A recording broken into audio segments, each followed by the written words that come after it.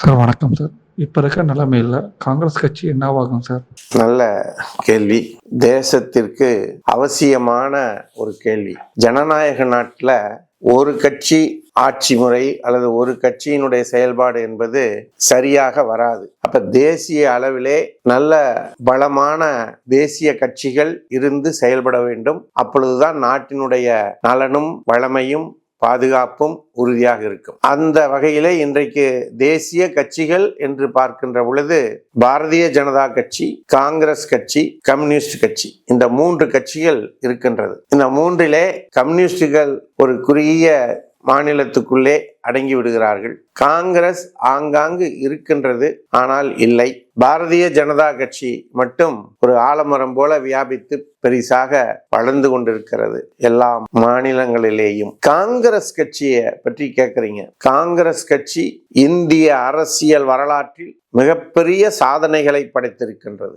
இந்த தேசத்தினுடைய விடுதலைக்காகவும் தேசம் விடுதலை அடைந்த பிறகு இந்த தேசத்தை கட்டமைக்கின்ற சூழலிலே அரசியல் அமைப்பை உருவாக்குவதிலும் சரி, பொருளாதார நிலையை மேம்படுத்துவதிலும் சரி, பாதுகாப்பு நிலையை மேம்படுத்துவதிலும் சரி, அனைத்திலும் சிறப்பாக செயல்பட்டு இந்திய தேசத்தை ஒரு நல்ல நிலைக்கு கொண்டு வந்தது. அப்படி வந்து கொண்டிருந்த சூழ்நிலையிலே காங்கிரஸ் கட்சியானது ஒரு குடும்பத்தை சார்ந்து சென்ற காரணத்தினால் அது பல்வேறு நிலைகளுக்கு தள்ளப்பட்டிருக்கின்றது. இந்திய நாடு முழுவதிலும் மிகப்பெரிய தியாகிகளும் திறமைசாலிகளும் உடைய தலைவர்கள் இருந்தாலும் கூட அது நேரு அவர்களுடைய குடும்பத்தை சார்ந்து அந்த கட்சி சென்றதனாலே அது ஒரு குடும்ப கட்சியாக மாறிவிட்டது. அதனால் இன்றைக்கு மிகப்பெரிய சாதனைகளை படைத்த கட்சி பலரை நம்பி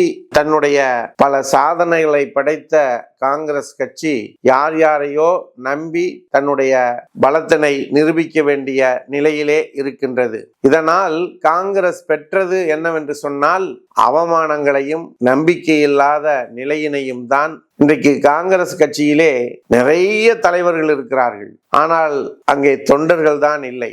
இந்த தலைவர்கள் அத்தனை பேரும் விரும்புவது பதவி.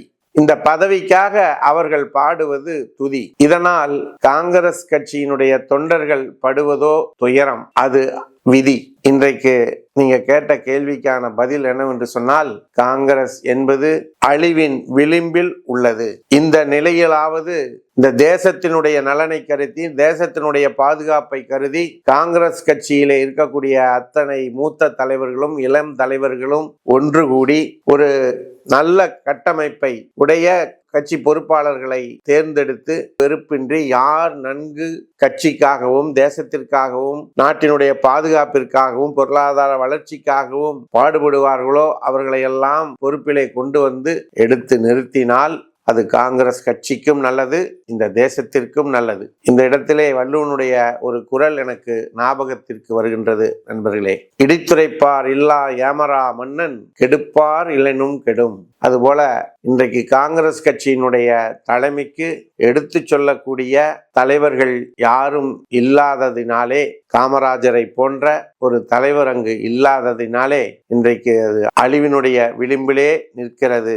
இது நாட்டிற்கு நல்லதல்ல என்பதனை கூறி வாய்ப்பளித்த சர்வம் மீடியா சேனலுக்கு நன்றி கூறி விடைபெறுகிறோம். நன்றி, வணக்கம். பாரத் மாதா கி ஜெய்.